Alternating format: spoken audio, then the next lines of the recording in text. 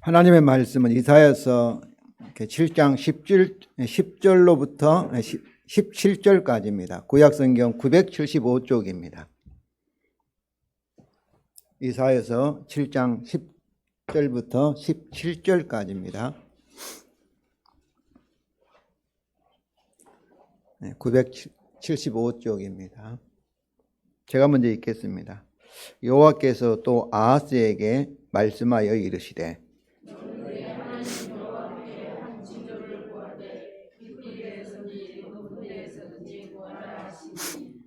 아하스가 이르되 나는 구하지 아니하겠나이다. 나는 여호와를 시험하지 아니하겠나이다 한지라.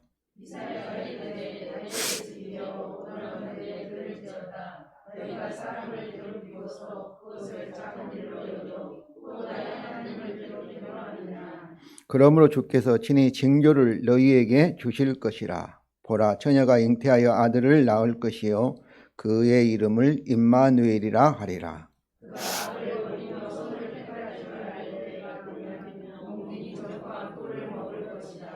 대저 이 아이가 악을 버리며 선을 택할 줄 알기 전에 네가 미워하는 두 왕의 땅이 황폐하게 되리라.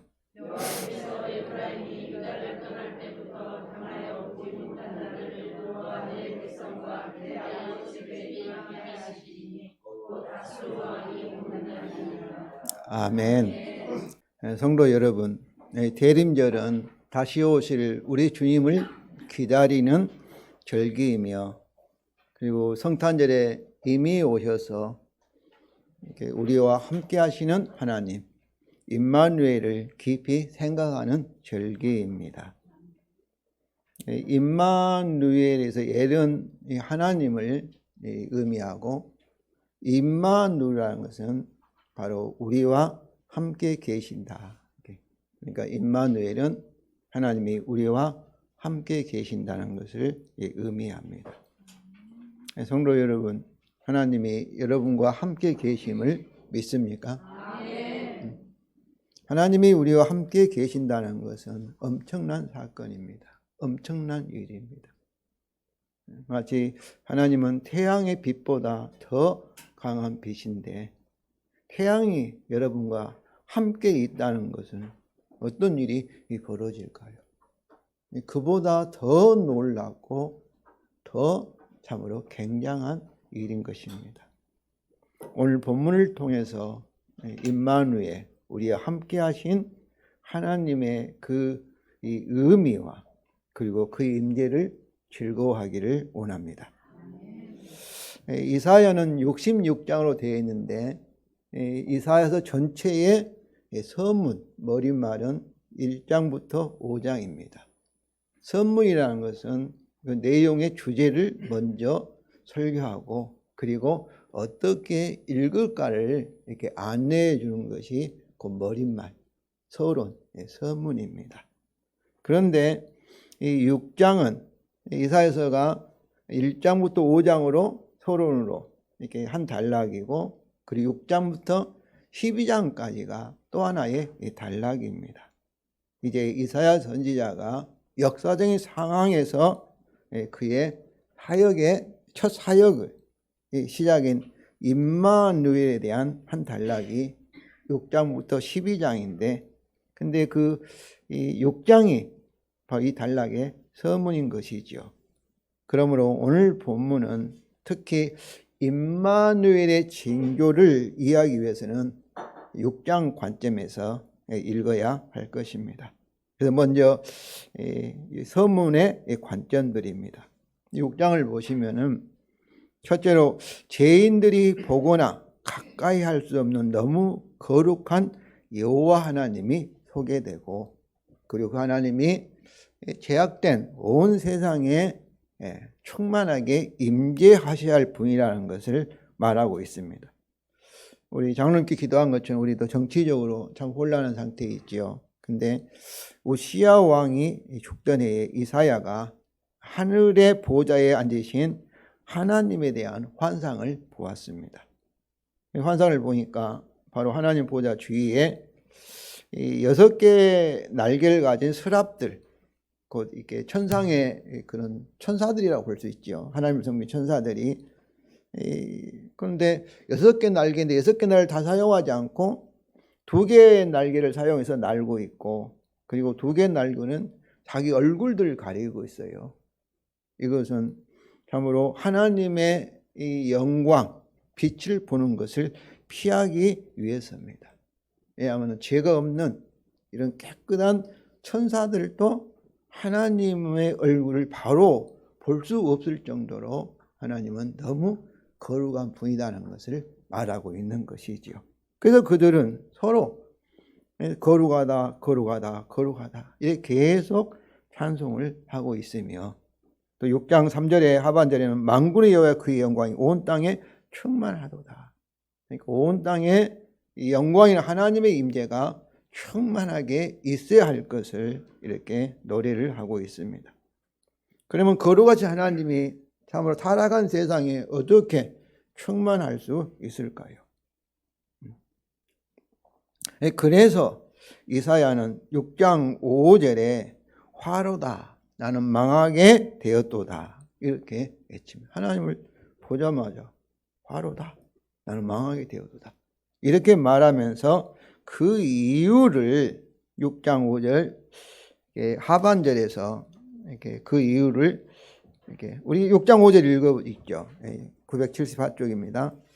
우리 다 같이 읽겠습니다. 그때 내가 말하되 화로다, 나여 망하게 되었도다. 나는 입술이 부정한 사람이요, 나는 입술이 부정한 백성 중에 거주하면서 만군의 여호와의 신 왕을 배웠음이로다 하였더라. 우리말 성경에는 망하게 되었다고 나는 이렇게 되는데, 원래 원문에는 왜냐하면이 나와 있습니다. 왜냐하면 나는 입술이 부정한 사람이기 때문이다.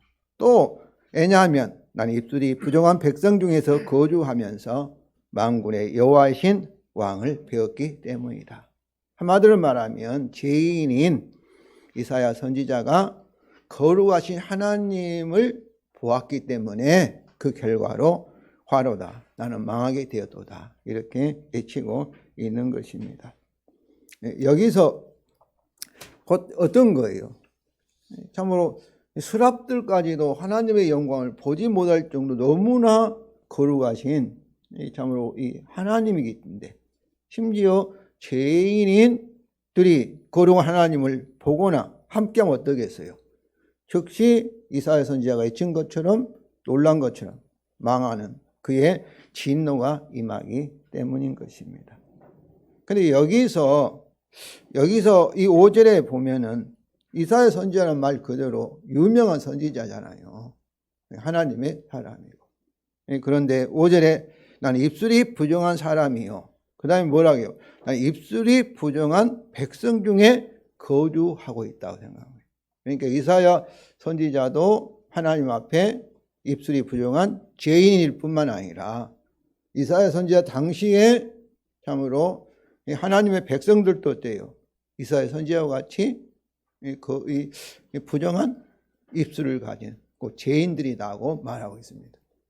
이것을 보면은 사실 저도 마찬가지입니다만은 우리 정치 상황을 보면서 누구를 비난하고 막 우리가 뭐 이렇게 조롱하고 하는데, 이사야 선지자가 이렇게 자기 자신을 평가한 기준이 누구입니까? 상대적으로 보면 그 당시에 타락한 백성들보다도 이사야 선지자는 놀랄 정도로 아마 의롭고 거룩한 선지자일 것입니다. 그런데 그의 기준이 어디에 있어요? 거룩하신 하나님. 천사들도 감히 눈을 들어 쳐다보지 못할 정도로 거룩하고 의롭고 완전하신 하나님의 빛에 자신을 비하면 자기도 마찬가지인 거예요. 우리 예수 믿는 사람들은 참으로 이런 관점에서 참으로 오늘날 상황의 정치 지도자들, 또 정말로 이해할 수 없는 사람들을 여러분 보시고, 우리도 동일하게 하나님 앞에 죄인이라는 것을 알면서, 그렇다고 그들을 비판하지 말라는 것이 아니라, 그들의 죄를 지적하지 말라는 것이 아니라 그들의 죄를 지적하기를 원합니다. 그런데 어떻게 임마누엘이, 이사야 선지자가 입술이 부정하다면 저와 여러분도 부정하잖아요. 우리 모두 부정하잖아요. 근데 어떻게 이 거룩한 하나님이 우리와 함께 계실 수가 있을까요? 둘째로 이것은 오직 하나님의 성량을 통해서만 가능하다는 거죠. 6절입니다. 우리 다 같이 읽겠습니다. 그때 그 서랍 중에 하나가 부젓가락으로 제단에서 잡은 바 핀 숯불을 손에 가지고 내게로 날아와서, 숯불은 구약성경 불은 항상 하나님의 심판을 상징하며, 이 제단은 백성들이 죄를 위해서 희생 제물을 드리는 장소로서 하나님이 기쁘게 받으신 장소를 가리킵니다. 그러니까 하나님께서 이건 뭐겠어요? 그들의 우리 죄를 대신해서 희생 제물을 통해서, 희생 제물은 죽음 당하잖아요. 하나님의 심판을 통해서 이렇게 하나님께서 참으로 우리 죄를 용서하신다는 거죠. 그래서 이제 6장 7절입니다. 6장 7절 읽겠습니다. 그것을 내 입술에 대며 이르되 보라 이것이 내 입에 닿았으니 내 악이 제하여졌고 내 죄가 사하여졌느니라. 희생제물을 바치던 그 제단에서 피고 있는 제물을 태웠던 그 숯불을, 숯불이 하나님 심판을 상징하잖아요. 그 숯불을 갖다가 이사의 입에 대니까 뭐라고 한 거예요? 내 악이 제하여졌고 내 죄가 사하였다, 이렇게 말한 것이죠. 그런데 특별히 여기서 내 죄가 사하였다, 제단이라는 말, 숯불이라는 것도 속량이라는 것은 그 죄에 대한 값을 주고 이렇게 구원하는 것, 죄를 용서하는 것이 속량, 구속이라는 그런 단어입니다. 의미입니다. 사하였다가 카페르라는 단어인데, 하나님의 거룩함이 요구하는 죄의 값, 그러니까 희생의 제물, 대속의 죽음을 주고 제사함, 속량되었다는 의미이죠. 그런데 왜 입술에 되었을까는, 입술은 뭐를 말하는 거예요? 이사야 선지자처럼 나는 입술이 부정한 사람이다. 죄에 대한 고백과 인정과, 그리고 이 속량을 베푸신 희생, 우리 죄의 삭스를 주고 우리의 죄를 대신해서 희생당함, 속량을 통해서 죄를 사하시는, 바로 이것에 대한 믿음의 고백을 상징합니다. 이제 셋째로 이사야 선지자의 소명과 사역을 통한 여호와의 심판과 구원의 약속입니다. 6장 8절 13절인데 이스라엘 백성이 죄인이잖아요. 그 입술이 부정한 죄인인데 이것은 우상 숭배의 죄야. 그들이 다 예배를 드린 사람들이에요. 저와 여러분 같이. 그래서 유대에 대한 여호와의 심판이 참으로 하신다 하니까 이사야 선지자가 물으면 어느 때까지일까? 이렇게 물어봅니다.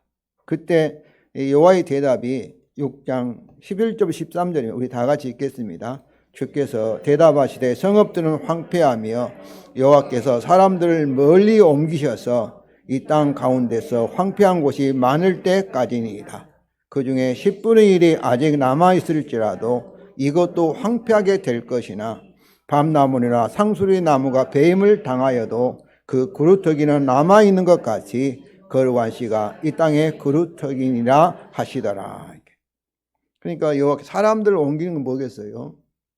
이사야서는 8세기 선지자입니다.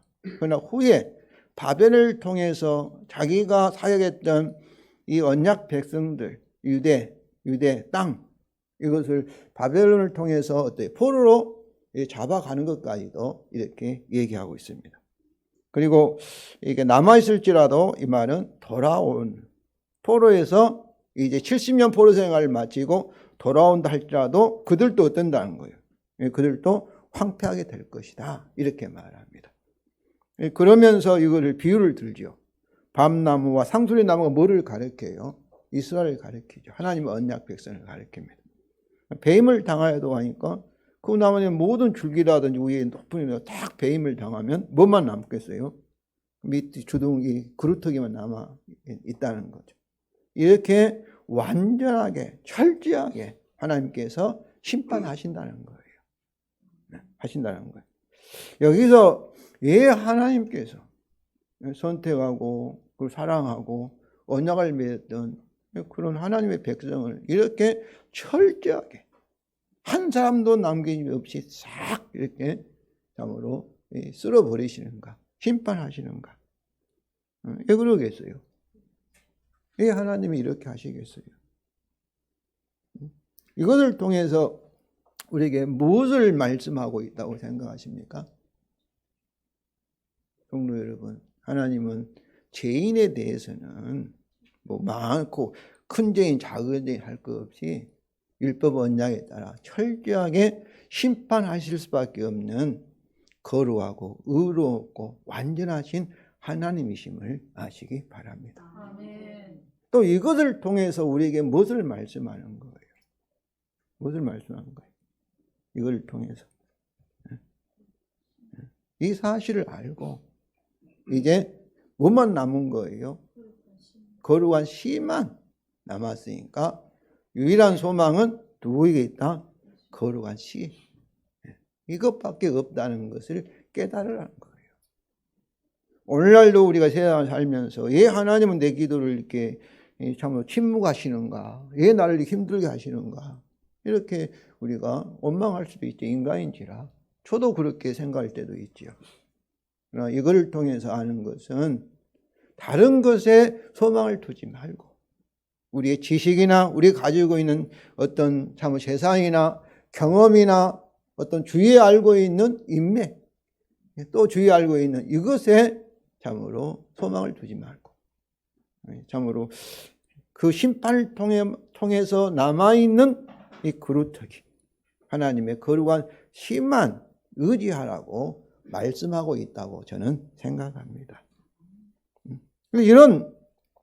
그러나 그의 철저한 완전한 심판을 통해서 오직 거룩한 시만 남을 것이라는 구원의 약속입니다. 그래서 거룩한 시는 이 단수지요. 여호와의 시, 그의 처녀가 낳을 아들 임마누엘, 한 아들의 이 주심, 그 다윗의 후손의 예언들과도 연결됩니다. 여기서 또한 성도 여러분, 이것은 다윗의 언약은 네가 죄를 질지라도 내 나라는 영원하고 영원한 하나님의 왕이 되고 하나님 아들이 되리라가 다윗의 언약이잖아요. 은혜의 언약이잖아요. 이것과 또 이 그들이 죄를 범했을 때 율법 언약에 따라 여호와의 철저한 심판이라는 이것은 참 모순같이 보이잖아요. 이스라엘 백성이 참 나라가 망하고 포로로 잡혀가면서 자기 어떻게 하나님 우리에게 이럴 수 있습니까? 그렇게 할 수 있잖아요. 이것에 대한 질문에 대한 참 그의 답이기도 합니다. 답이기도 합니다. 이제 이런 6장의 관점들에서 오늘 본문을 읽어 가겠습니다. 당시 원래는 7장 1절부터 살펴봐야 되는데 너무나 이렇게 분량이 많아서 10절부터 선택했습니다. 당시 역사적인 상황은 아수리아가 오늘날로도 미국이나 참 러시아처럼 세계를 지배하는 그런 강대국이었습니다. 그런데 아수리아가 지금 푸틴이 참으로 이렇게 주변의 나라를 이렇게 침략하려고 하는 것처럼 아수리아가 팔레스타인 지역으로 세력을 펼쳐오니까 북이스라엘과 북쪽에 있는 아람이 반아수리아 동맹을 맺어가지고 대항을 했어요. 그런데 유다도 그 동맹에 참여하라고 이렇게 하니까 그것을 거절했습니다. 아하스 왕은. 그래서 이 두 나라는 유다를 침략해서 아하스 왕을 이제 참으로 새로운 왕으로 바꾸어서 자기 동맹으로 만들려 하고 있는 거예요. 오늘날도 미국이 어떻습니까? 중국을 대항하기 위해서 우리나라에게 중국에 반도 칩을 못 팔게 하고 그것과 마찬가지예요. 비슷한 정치적인 상황입니다. 이때 아하스 왕과 이 백성들은 이 두 나라가 참 동맹 맺고 침략한다는 소식에 매우 두려워하고 사시나무에 바람이 떨듯이 떨었습니다. 그때가 BC 734년입니다. 그런데 하나님께 이사야 선지자를 보냈는데 그의 첫째 아들 스왈 야습과 함께 아하스 왕을 만나라고 보냄을 받았습니다.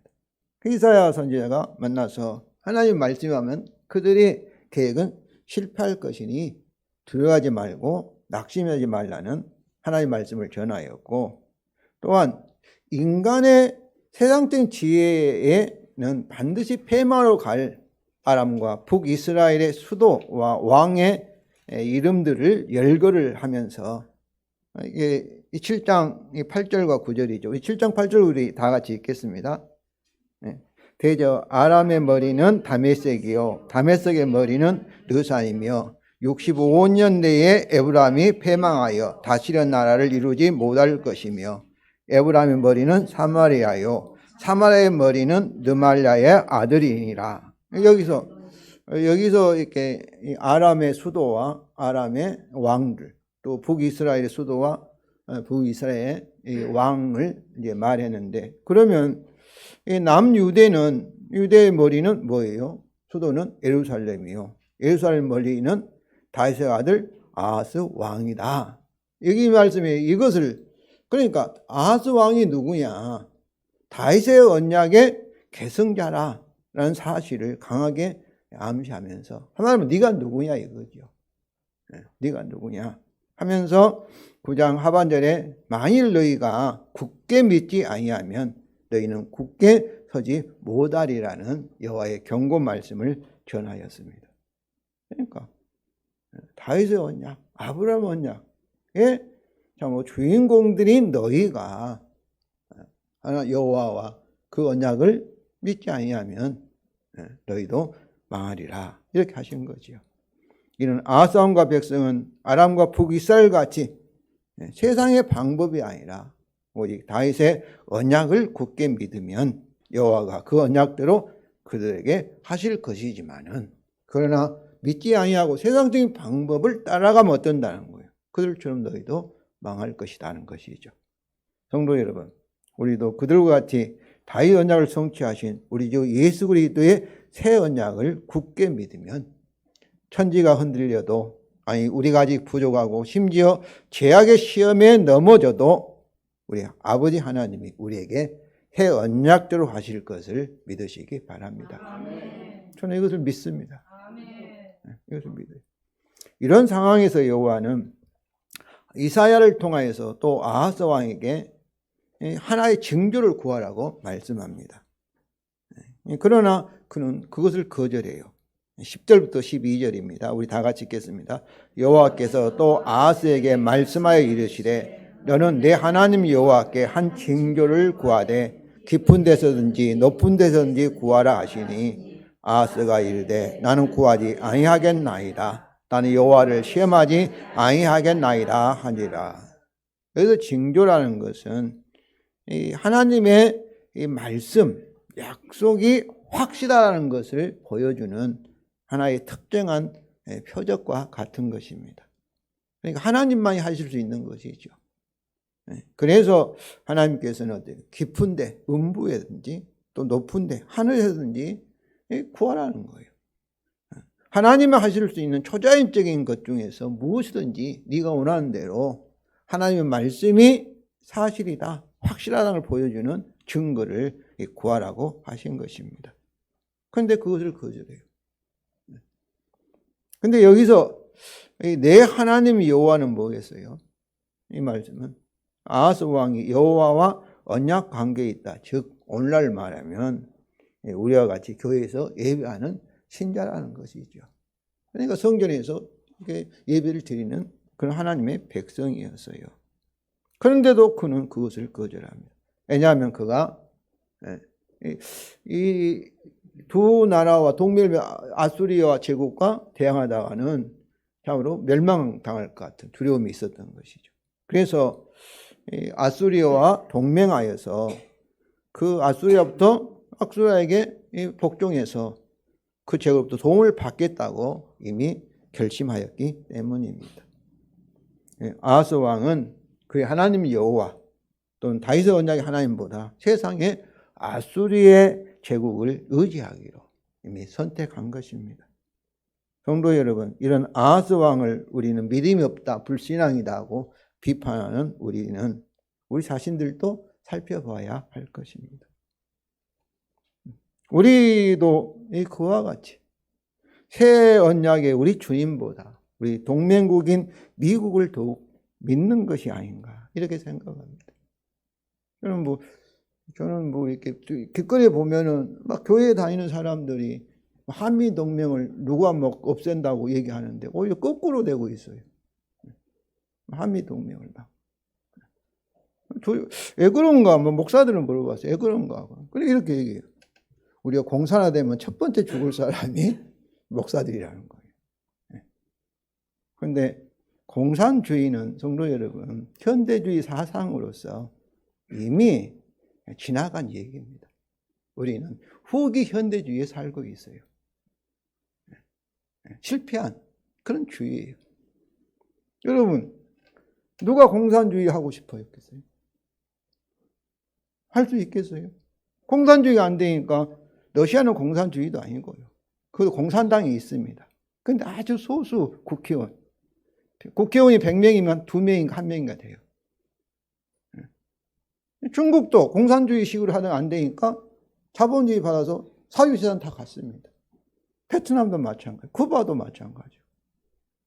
북한만 이상하게 지금 남아있는데 이미 그 퇴물이에요. 퇴물. 국민이 원하고 많은 대다수 사람이 원해야만 될 수 있는 거예요. 그런데 그 두려운 거예요. 두려워서. 왜 두려워할까? 우리 생명은 하나님이시고 우리의 역사의 주인은 뭐예요?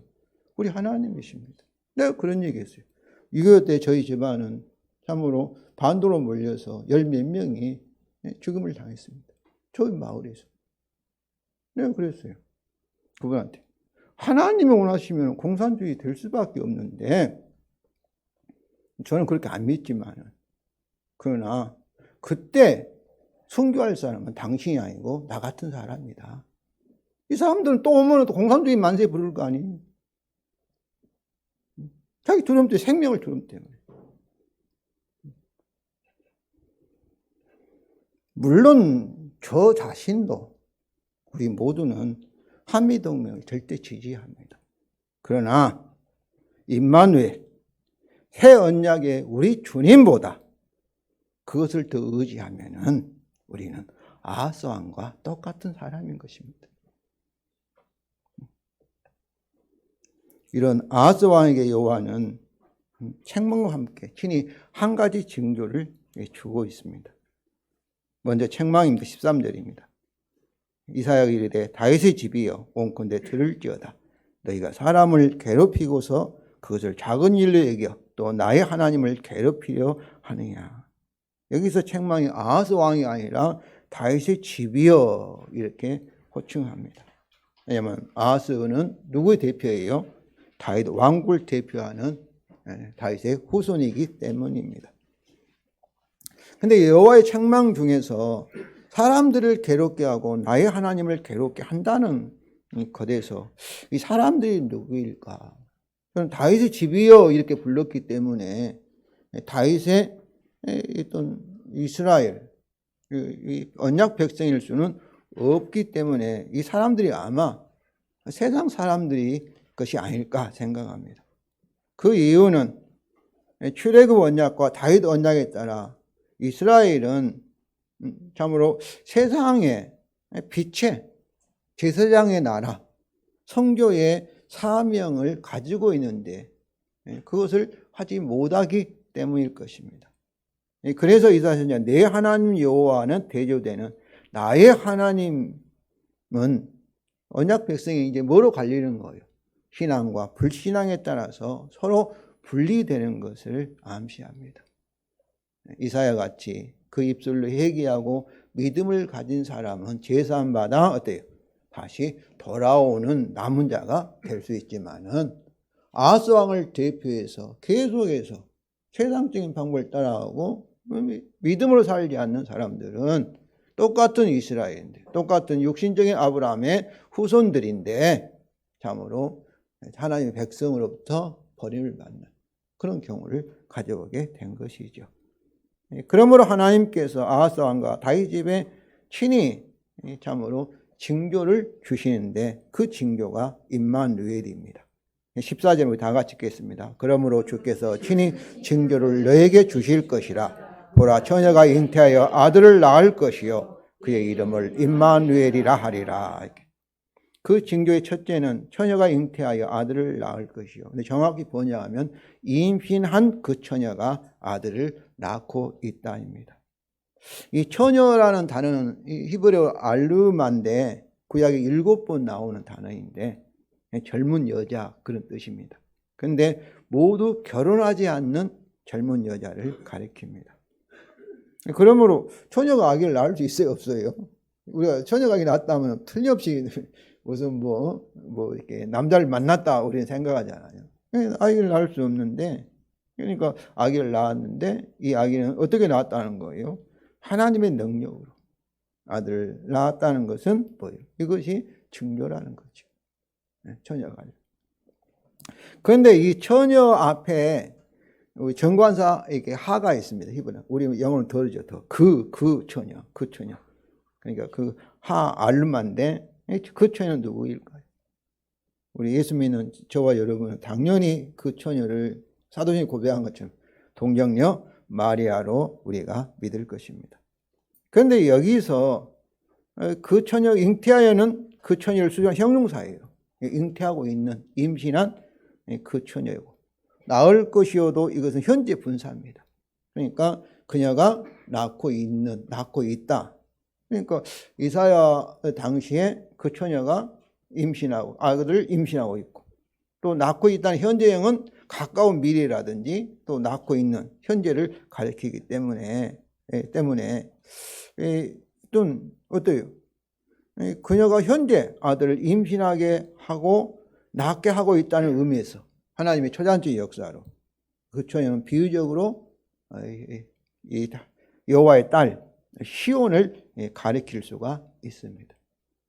그러니까 우리가 이 아들이 임마누엘 우리 예수님인데 예수님은 실제로 마리아를 통해서 문자적으로는 잉태하고 성령을 통해 잉태하였지만은 이 예수님은 이미 이스라엘 역사 아브라함의 후손 아브라함도 사라 안에도 들어있다고 볼 수 있고 계속해서 우리가 마태복음 1장 1절 17절 보면 이스라엘 역사 속에 유대인 그 이스라엘 안에 들어있다고 볼 수 있고 더 나아가서 임마누엘 이 아들은 참으로 아브라함과 그러니까 아담과 하하가 범죄했을 때 창세기 15장에 뭐라고 약속해요? 이제 최초의 복음은 너와 그 여자를 후손이라고 얘기하죠. 그 여자 속에 들어있다 할 수 있고 더 나아가서 창세전에는 어디에 계셨어요? 이 아들이 삼위일체 하나님의 마음속에 구속 언약 그 아들이 사람이 되고 그 아들의 참으로 참 희생을 통해서 은혜로 우리를 구원하신다는 하나님의 계획 속에 경륜 속에 들어있음을 여러분 믿으시기를 바랍니다. 그러니까 십자가 사건은 갑자기 우연히 예수님이 오셔가지고 이러한 사건이 아니고 창세전에 참으로 하나님 삼위일체 하나님의 언약 속에 구속 언약 속에 계획된 것이고 들어있는 사건이심을 여러분이 아시기를 바랍니다. 이런 의미에서 참으로 이스라엘 시온이 지금 이 아들을 품고 있고 이 아들을 낳고 있다 이렇게 볼 수 있다는 것이죠. 이제 임마누엘 징조 여기서 그 징조의 둘째입니다. 둘째는 그녀가 그의 이름을 임마누엘이라 부를 것이라. 그녀가 낳은 아들이 사람이잖아. 예수님이 사람이잖아. 임마누엘이라는 사실이 그의 하나님의 징조입니다. 그 아들이 사람이 하나님이시며 또한 하나님이 우리와 함께 해도 우리는 누구예요? 그 아들과 함께한 그의 백성과 함께하는 사실이 곧 징조입니다. 우리가 예수님이 하나님이시며 동시에 온전한 사람임을 우리는 믿습니다. 이것이 징조예요. 하나님만이 하실 수 있는 거예요. 그러니까 과학적으로 이성적으로 이렇게 우리가 이해할 수가 없는 거예요. 오직 믿음으로만 하나님의 말씀을 통한 믿음으로만 우리가 고백할 수 있고 알 수가 있습니다. 이제 이 징조, 임마누엘 징조의 예언 성취에 대한 설명입니다. 15절부터 17절 우리 다 같이 읽겠습니다. 그가 악을 버리며 선을 택할 줄 알 때가 되면 엉킨 젖과 꿀을 먹을 것이다. 왜냐하면 이 아이가 악을 버리며 선을 택할 줄 알기 전에 내가 미워하는 두 왕의 땅이 황폐하게 되리라. 여호와께서 에브라임이 유다를 떠날 때부터 당하여 보지 못한 날을 너와 내 백성과 내 아버지 집에 임하게 하시리니 곧 아수르의 왕이 오는 날이라. 그래서 그와 이 아기는 그 처녀가 낳을 아들 즉 임마누엘을 가리킵니다. 근데 그가 악을 버리며 선을 택할 줄 알 때라는 것은 태어난 아이가 상당한 시간이 지나 선악을 분별할 때를 가리키죠. 그런데 그가 무엇을 먹는다는 거예요? 엉킨 젖과 꿀을 먹는데 7장 22절을 보면은 엉킨 젖과 꿀이 무엇을 가리켜요? 참으로 이 아수리아의 침략으로 참으로 파멸로 인해서 당하는 어려움, 고난, 가난을 상징하는 것이죠. 그러니까 오늘 이 말씀은 예수님이 참으로 가난한 목수 아들로서 자기 집도 없고 어떻게 더 나아가서 고난 당한다까지도 여기서도 이렇게 의미하고 있다고 생각합니다. 그러면서 그 이유를 우리말로 대저로 이렇게 보니 대저라는 것은 왜냐하면 그런 뜻이에요. 왜냐하면 이렇게 이 아기가 이 고난을 상징하는 엉킨 젖과 꿀을 먹을 수밖에 없는 이유는 아수라를 통한 아람과 이스라엘의 파멸이며 유다도 역시 참으로 아수라를 통해서 거의 파멸이 되는 여호와의 심판 때문이라는 것입니다. 16, 17절이죠. 이처럼 임신한 그 처녀가 임마누엘 아들을 낳는다는 예언이 당시 역사적 상황에 성취되었다는 것은 여호와의 초자연적인 역사로 그 처녀가 상징하는 시온이 낳은 아들을 통하여서 그것이 성취되기 시작한 것입니다. 그러니까 그 처녀가 아들을 낳을 수 없기 때문에 학자들 사이에는 그 처녀가 누군가에 대해 많은 논란이 있어요. 논란이. 왜냐하면 현대인들은 이해하기 힘들잖아요. 그런데 저는 여기서 중요한 것은 초자연적으로 아브라함이 아들을 낳을 수 없는데 사라를 통해서 하나님이 초자연적으로 아들을 낳게 하고 또 이렇게 이삭과 또 리브가가 아들을 못 낳았다가 하나님께서 초자연적으로 간섭해서 리브가가 아들을 낳는데 어떻게 보면 이삭을 도움으로 아들 낳는 가는 모르겠어요. 그런데 여기서 중요한 것은 하나님께서 초자연적으로 역사하여서 7장 14절 임마누엘의 그 징조의 약속을 하나님께서 성취하고 있다는 것을 말하고 있습니다. 그래서 이 사건들의 이사야 선지자와 아버지 함께 등장하는 그의 첫째 아들의 이름이 소알 야숲인데 그 뜻이 남은 자가 돌아올 것이다. 또는 남은 자가 회개할 것이다. 돌아온다는 것은 회개한다는 의미이기 때문에 의미와 그 둘째 아들의 이름이 마헤 살랄 하스바스인데 이것은 속히 침략, 속히 멸망이라는 의미를 가지고 있습니다. 이런 의미가 하나님이 이런 의미를 주신 것은 뭐겠어요? 다 임마누엘의 징조를 이렇게 설명하는, 보여주는 그런 이름들이죠. 그 아들이 임신한 그 처녀가 낳을 아들인 임마누엘을 부분적으로 예표하며 또 그 예언을 부분적으로 성취한 것입니다. 특히 첫째 아들 이름이 뭐예요? 심판을 통한 철저한 심판을 통한 남은 자가 돌아올 것이기에 임마누엘의 징조는 뭐예요? 심판을 통한 하나님의 구원의 징조를 강하게 암시하고 있습니다. 이처럼 임마누엘의 징조는 여호와의 심판과 구원, 즉 그의 심판을 통한 구원의 약속입니다. 그래서 첫째로 여호와의 심판의 징조스 임마누엘이 8장 5절과 8절에 있습니다. 우리 다 같이 읽겠습니다. 여호와께 다시 내게 말씀하여 이르시되 이 백성이 천천히 흐르는 실로의 물을 버리고 느신과 르말레의 아들을 기뻐하느니라. 그러므로 주 내가 흉흉하고 창이란 큰 하수 그 아수르 왕과 그의 모든 유력으로 그들을 뒤덮을 것이다. 그 모든 골짜기가 차고 모든 언덕에 넘쳐 흘러 유다에 들어와 가득이 목에까지 미치리라. 임마누엘이여 그가 펴는 날개가 내 땅에 가득하리라 하셨느니라. 이것은 아수리를 통해서 유다에 대한 여호와의 심판의 물이 이 마지막 글이 뭐예요? 뭐만 남았어요? 머리만 남아있어요. 남아있는 대한 예언의 말씀입니다. 이 마지막에 임마누엘이라 그가 이렇게 여기서 저는 아수르로 이렇게 해석을 합니다. 근데 많은 사람들은 그는 이렇게 임마누엘로 이렇게 보는데, 근데 그것이 아수리아 무리, 아수리아가 펴는 날개야. 내 땅은 누구 땅이에요? 내 땅은 임마누엘 땅이죠. 임마누엘 백성을 상징하는데 가르가리라. 아수리아를 통해서 비록 목만 남아있는 상태로 철저하게 하나님께서 임마누엘을 포함하여서 그 백성을 심판하신다. 6장 13절에서 상수리 나무를 베어버리는 것처럼 뭐만 남은 거예요. 그 철저한 심판을 통해서 그루터기인 거룩한 씨만 남아있게 하시겠다는 것이죠. 이게 중요한 것은 그 심판에 누가 포함이 되는 거예요? 임마누엘이 포함이 되는 거죠. 임마누엘의 징조는 하나님의 심판을 통해서 참으로 이제 이렇게 구원을 받는 제사함을 받는 이것을 보여주고 있습니다. 둘째로 그 심판을 통한 여호와의 구원의 징조로서 임마누엘입니다. 8장 9절과 10절 우리 다 같이 읽겠습니다. 너희 민족들아 함성을 질러 보아라. 그러나 끝내 패망하리라. 너희 민족들아 들을지어다. 너 허리를 동이라. 그러나 끝내 패망하리라.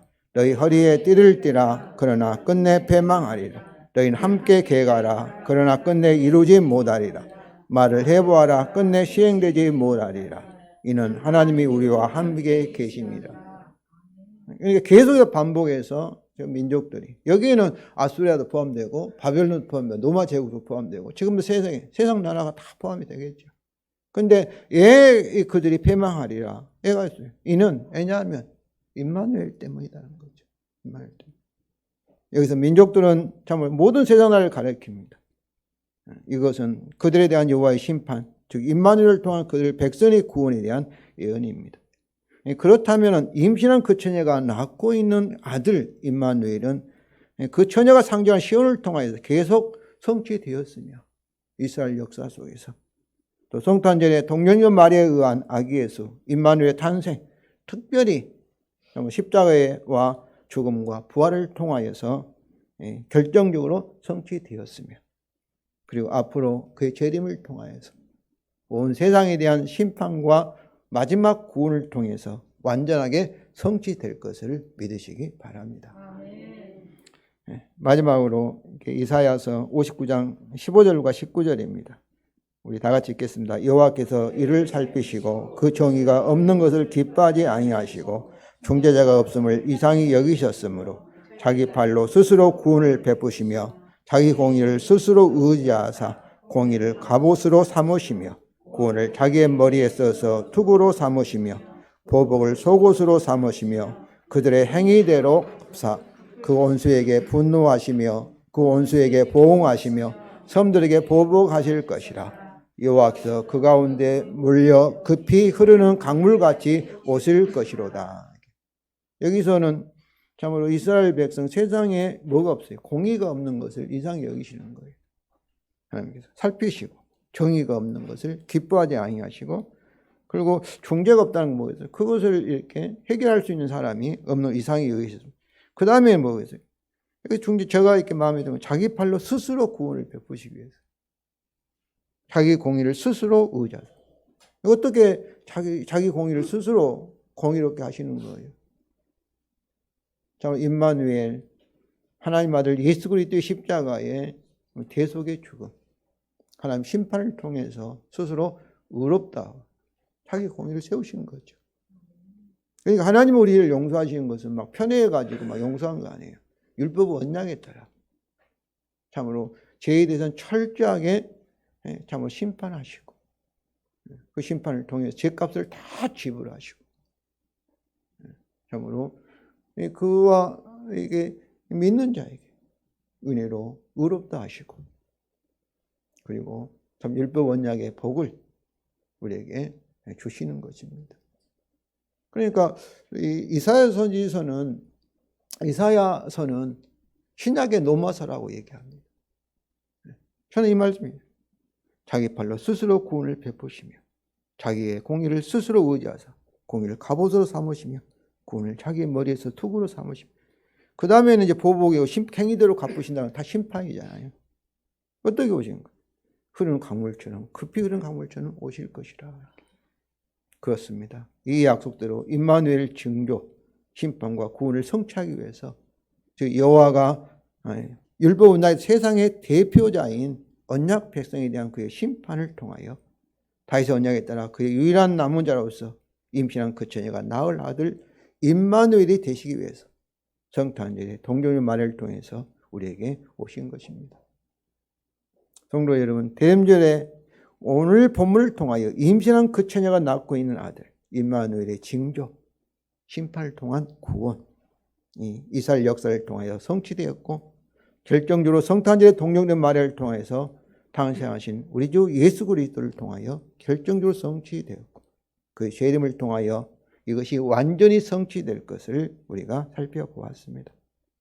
특별히 임마누엘이 피조물이며 더욱이 죄인인 우리에게 얼마나 엄청난 일인가도 알아보았습니다.